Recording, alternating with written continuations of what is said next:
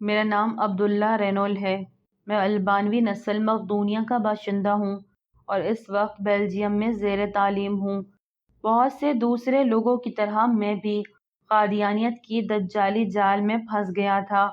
دراصل لوگوں کی ایک قلیل تعداد کو ہی قادیانیت کے جھوٹے ہونے کا علم ہے، کیونکہ مشرقی یورپ میں بسنے والے مسلمان کمیونسٹ حکومتوں کے زمانے میں مذہبی آزادی سے قطعاً محروم تھے اور ان کے لیے مذہبی تعلیم کا حصول ممکن نہ تھا۔ اس لیے وہ اپنی کم علمی کے بنا پر قادیانیت کا آسان ہدف ہے۔ یہ سب بتانے کا مقصد یہ ہے کہ میں بنیادی طور پر مشرقی یورپ کا باشندہ ہونے کے بنا پر قادیانیت کو جھوٹا ہونے سے لا علمی کے سبب قادیانیت کے خلاف مزاحم نہ ہو سکا۔ سن 2000 میں ایک قادیانی نے فتنہ قادیانیت کو اسلام کا ایک فرقہ کہتے ہوئے مجھے تعارف کروایا۔ اس قادیانی طالب علم نے مجھے بتایا کہ قادیانی مشن ہاؤس میں قادیانی کے بارے میں البالوی زبان میں کئی کتب موجود ہیں۔ چونکہ میں نے بیلجیم میں ہونے کے بنا پر ایک طویل عرصہ اپنی زبان البانوی میں کتب نہیں پڑھی تھی، اس لیے زیادہ تر اپنی مادری زبان کو پڑھنے کے موقع دستیاب ہونے کی فطری دلچسپی کے بنا پر میں البانوی زبان میں قادیانی لٹریچر کی طرف راغب ہوا۔ فی الواقع اس طور پر نوجوان کو قادیانی ڈاکٹروں سے رابطے کے لیے آمادہ کیا جاتا تھا۔ ان ڈاکٹروں کو اپنے مشرقی یورپ کے مسلمان نوجوانوں کی مذہبی حالت سے خصوصی واقفیت کی بنا پر مشرقی یورپ کے مسلمان نوجوانوں کی برین واشنگ کی خصوصی مہارت حاصل تھی۔ یہاں میں یہ وضاحت کرتا چلوں کہ قادیانی مشن کے ساتھ منسلک افراد اپنی مذکورہ بالا تمام تر مہارت کے باوجود مغربی یورپ میں مقیم مشرقی یورپ کے مسلمانوں میں اپنے مذہب کی اشاعت میں قطعاً ناکام رہے۔ ابتدا میں قادیانی مذہب کو اسلام کا فرقہ سمجھ کر اسے قبول کرنے والے مسلمان بھی اس کے علیحدہ اور جھوٹا مذہب ہونے کی آگاہی پر اسے ترک کر دیتے، حتیٰ کہ میں بھی صرف 5 ماہ میں ان میں شامل رہا۔ اس تفصیل میں جائے بغیر کہ مجھے کیسے پھنسایا گیا، میں یہ ضرور بتانا چاہوں گا کہ میں ان کی جال سے نکلا کیسے۔ مجھے یہ احساس ہونے لگا کہ میں کسی خطرناک قسم کے جال میں پھنس چکا ہوں۔ قادیانیت کی اصطلاحوں سے تدریجاً واقفیت کی بنا پر قادیانیت کے بارے میں میری معلومات میں اضافہ ہونے سے مجھ پر واضح ہونا شروع ہو گیا کہ کچھ گڑبڑ ہے۔ نہ ہی مجھے قادیانیوں میں ان کے بانی کی موت کی فوراً بعد تفریق کے بارے میں کچھ علم تھا، اور نہ میں یہ جانتا تھا کہ قادیانی مسلمانوں کے ازلی دشمن یہودیوں کے ساتھ بھائی چارہ رکھتے ہیں۔ مجھے بعد میں علم ہوا کہ قادیانیوں کے نزدیک یہودی غیر قادیانی مسلمانوں کی نسبت بہتر لوگ ہیں، جبکہ وہ غیر قادیانی مسلمانوں کو کافر گردانتے ہیں۔ قادیانیوں کے نزدیک ایک غیر قادیانی مسلمان کی اقتداء میں نماز بھی ادا نہیں کی جا سکتی۔ میں یہ سمجھنے سے قاصر تھا کہ حضرت عیسیٰ علیہ السلام کو ہلاک کرنے کی کوشش کرنے والے اور ہمارے پیارے نبی حضرت محمد مصطفیٰ صلی اللہ علیہ وسلم کے ساتھ جنگ کرنے والے یہودی اپنے آپ کو مسلمان کہلوانے والے کسی گروہ کے لیے پسندیدہ کیسے ہو سکتے ہیں، خصوصاً جب قرآن میں اللہ تعالیٰ نے واضح کیا یہودی اسلام کے دشمن ہیں۔ قادیانی لٹریچر کے مطالعے سے یہ بات بھی میرے علم میں آئی کہ قادیانیوں کے انگریزوں سے ہمیشہ بہت اچھے تعلقات رہیں۔ قادیانیت کے بانی انجہانی مرزا غلام احمد کے بیٹے نے اپنی کتاب دعوت الامیر میں اس بات کا خصوصی طور پر ذکر کیا کہ اس کے باپ نے پہلی جنگ عظیم میں انگریزوں کی فتح کی دعا کی تھی۔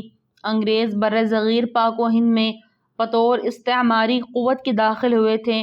اس طور پر اپنے وطن کو استعماریت کا نشانہ بنانے والوں کی شکست کی دعا کرنا زیادہ منطقی بات تھی، لیکن مرزا قادیانی کے اس کے برعکس عمل سے ثابت ہوا ہے کہ برطانوی استعمار اور قادیانیوں میں باہم تعلقات تھا۔ بعد ازاں مجھے ایک Ahmadiyya movement British Jewish connection Bashir Ahmad کی تصنیف پڑھنے کا اتفاق ہوا، جس کے مصنف نے ناقابل تردید دلائل سے یہ ثابت کیا کہ قادیانیت فی الحقیقت انگریزوں کے مفادات کے تحفظ کے لیے قائم کی گئی ایک تحریک ہے اور اس کا یہودیوں کے ساتھ بھی گہرا تعلق ہے۔ ان تمام تر حالات نے مجھے قادیانیت کو ایک اسلامی گروہ سے بچنے کی پرفریب حالت سے نکلنے میں مدد کی۔ قرآن مجید میں ارشاد خداوندی ہے، اے ایمان والو، نہ بناؤ یہود اور نصارہ کو اپنا دوست اور مددگار، وہ آپس میں ایک دوسرے کے دوست ہیں، اور جس نے دوست بنایا انہیں تم میں سے سو وہ انہی میں سے ہے۔ بے شک اللہ تعالیٰ ہدایت نہیں دیتا ظالم قوم کو۔ المائدہ۔ قادیانی بننے سے 6 ماہ قبل میں نے ایک واضح خواب دیکھا۔ اس خواب میں نے نبی کریم صلی اللہ علیہ وسلم کی زیارت کی۔ ان کے بتلائے بغیر ہی مجھے یقین تھا کہ وہ پیغمبر اسلام ہی ہیں۔ میں خود کو بڑا خوش نصیب محسوس کر رہا تھا۔ مجھے یقین سا تھا کہ مجھے کوئی اچھی خبر دی جائے گی۔ میں نے اس سے قبل ایسا واضح خواب نہیں دیکھا تھا۔ ہمارے پیارے نبی صلی اللہ علیہ وسلم نے چند عمودی سرمئی لائنوں والا خوبصورت سفید لباس زیب تن کر رکھا تھا۔ ان کے گیس و دراز اور چہرہ انور بہت پیارا تھا۔ انہوں نے میری مادری زبان البانوی میں مجھے بشارت دی۔ اس کے لیے آپ صلی اللہ علیہ وسلم نے لفظ گارڈ استعمال کیا۔ میں نے اس سے پہلے لفظ کبھی نہیں سنا۔ میری آنکھ کھلی تو میں نے اپنے انکل سے جو اپنے کام پر جا رہے تھے اس لفظ گارڈ کے معنی دریافت کیا۔ انہوں نے بتایا کہ لفظ گھر یا بھیڑوں اور دوسرے جانوروں کے باڑے کے گرد لگائی جانے والی باڑ ہے۔ میرے بڑے بھائی نے بھی اس لفظ کا یہی مطلب بتایا، تاہم اس نے اضافہ کیا کہ یہ اپنے اندر حفاظت کا مفہوم بھی رکھتا ہے۔ قادیانیت میں شمولیت کے وقت یہ خواب میرے ذہن میں نہیں تھا۔ بعد ازاں جب میں نے اس خواب کے بارے میں مشن کے لیڈر عواص کو بتایا تو انہوں نے بار بار یہ کہا، میں نے مرزا غلام احمد قادیانی یا ان کے 4 خلفاء میں سے کسی ایک کو دیکھا ہے۔ میں نے جواب دیا کہ میرا کامل یقین ہے کہ وہ حضرت محمد مصطفیٰ صلی اللہ علیہ وسلم تھے۔ جب میں نے یہ خواب دیکھا تھا اس سے بیشتر میں اپنے ساتھی طالب علم کی وجہ سے تقریباً قادیانی ہو چکا تھا۔ اس نے حضرت امام مہدی کے ظہور کے بارے میں میرے ذہن میں کچھ شکوک و شبہات بھی ڈال دیے تھے۔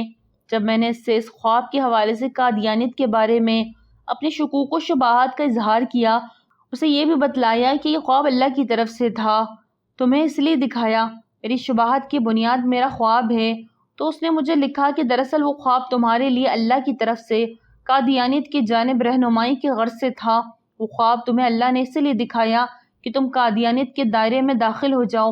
اگر تم یہ سمجھتے ہو کہ اس خواب کی یہ تعبیر درست نہیں تو پھر تمہیں ہمارے بجائے اللہ کو نعوذ باللہ مردود الزام ٹھہرانا چاہیے۔ میں نے قادیانی طالب علم کی متذکرہ بالا تحریر کے جواب میں لکھا، بے شک اللہ تعالیٰ نے مجھے یہ خواب دکھایا اور حضرت محمد مصطفیٰ صلی اللہ علیہ وسلم کو خواب میں دیکھنا ایک بڑی سعادت ہے۔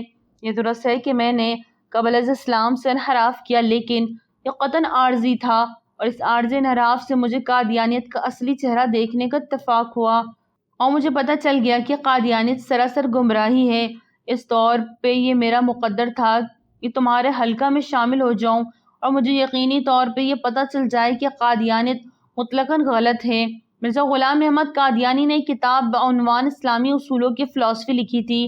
جب میں نے قادیانی مبلغوں سے قادیانی مذہب کے بانی کی لکھی ہوئی کچھ کتب فراہم کرنے کی درخواست کی تو شورا کے صدر نے مذکورہ بالا کتاب پڑھنے کی تجویز دی۔ اللہ کی رحمت سے اس چھوٹی سی کتاب نے اسلامی اصولوں کو توڑ مروڑ کر پیش کرنے والے قذاب کی نشاندہی کے لیے کافی مواد فراہم کیا۔ اس کتاب کے انگریزی ترجمے میں سورۃ التکاثر کی 8 آیت ہیں۔ مرزا غلام احمد نے جان بوجھ کر اپنی ذاتی تشریح کو تقویت پہنچانے کے لیے آیت قرآنی کا غلط ترجمہ کیا، بلکہ آخر میں انہوں نے اپنے اعمال سے جہنم کو جان جاؤ گے کا اضافہ کیا۔ ایسا کرنا ایک خوفناک جرم ہے۔ قرآن پاک میں تحریف کرنے کا جرم کوئی بہت ہی ظالم مختص کر سکتا ہے۔ مجھ پر یہ ثابت ہو گیا کہ مرزا غلام احمد قادیانی ایک دجال تھا اور ان کی جماعت اسلام کی دشمن۔ یہ وہ مرحلہ تھا جب میں قادیانی شکنجے سے نکل گیا اور اللہ نے مجھے ایمان کی حلاوت بخشی۔ ناظرین، ویڈیو اچھی لگے تو لائک کریں، چینل کو سبسکرائب کریں، اور اگر آپ قادیانیت کے فتنے سے بچنا چاہتے ہیں تو کامنٹ میں لکھیں، اللہ ہمیں قادیانیت کے فتنے سے بچا، آمین۔